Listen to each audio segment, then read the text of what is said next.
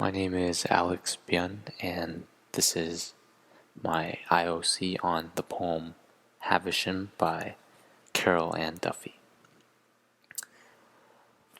The poem was written in 1998, and it is one of Carol Ann Duffy's World's Wife poems, which are meant to imagine several different female characters and explore their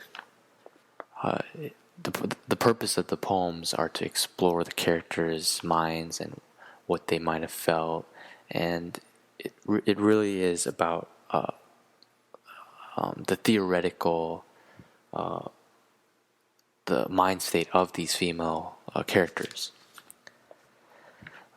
Carol Ann Duffy is the British poem laureate, and this is one of her darker poems out of many of her poems that do explore some dark themes, and this poem would definitely be one of them.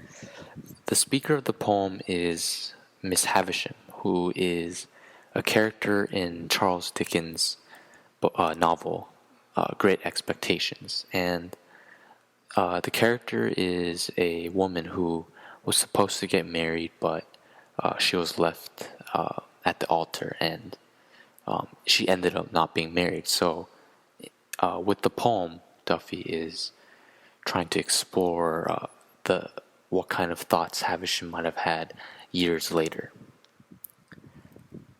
And so the speaker of the poem is Miss Havisham, and this poem is written in free verse, and it is a dramatic monologue.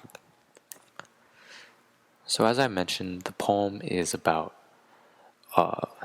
Miss Havisham's thoughts after she was left at the altar by her fiancé. And if you just look at the poem's title first, instead of being called Miss Havisham, which is supposed to be the character's name, is just called Havisham. And the word Miss, M-I-S-S, it is used to refer to someone who is not married. And the way Duffy excludes that word Miss is significant because it shows Havisham's mind state of how she wanted to be married and she was supposed to be married, so she doesn't want to be called Miss, but at the same time, technically she isn't married. So starting with the first stanza, Duffy uses a lot of strong words, and she uses a lot of contradicting words, such as sweetheart, bastard, and it's the significance of this is to show Havisham's. Throughout the whole poem, she goes through. She still feels some love, which is shown by the way she says sweetheart, but she of course feels anger and contempt for her fiancé who left her.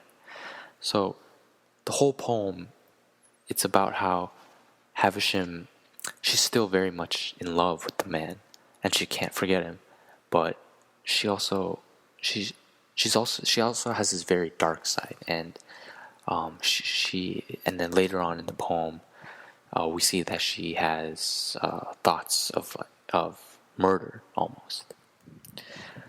And in the first stanza, we see that she says that there hasn't been a day since she hasn't wished him dead.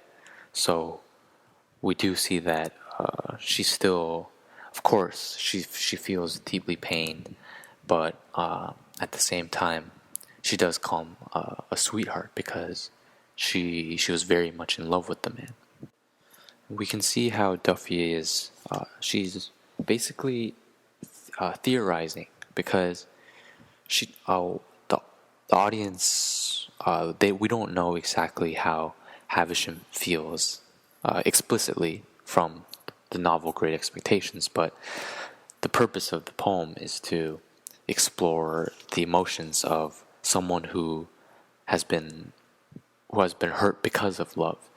And in the first stanza, we can really see Havisham's emotions and how, well, in the first stanza she compares her eyes to green pebbles, and this represents the emotional hardening.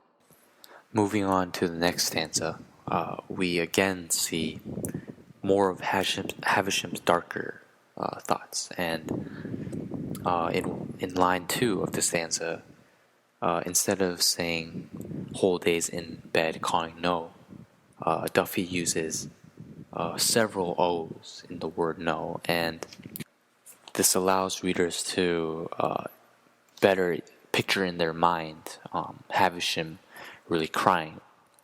We can also see Havisham's unstable mental state from the actual structure of the poem, because from the transition from stanza 2 to stanza 3 is, well, so from stanza 2, the last line, it continues on to the first line of stanza 3, and since there's that space in between, it shows the instability, the mental trauma that Havisham experienced.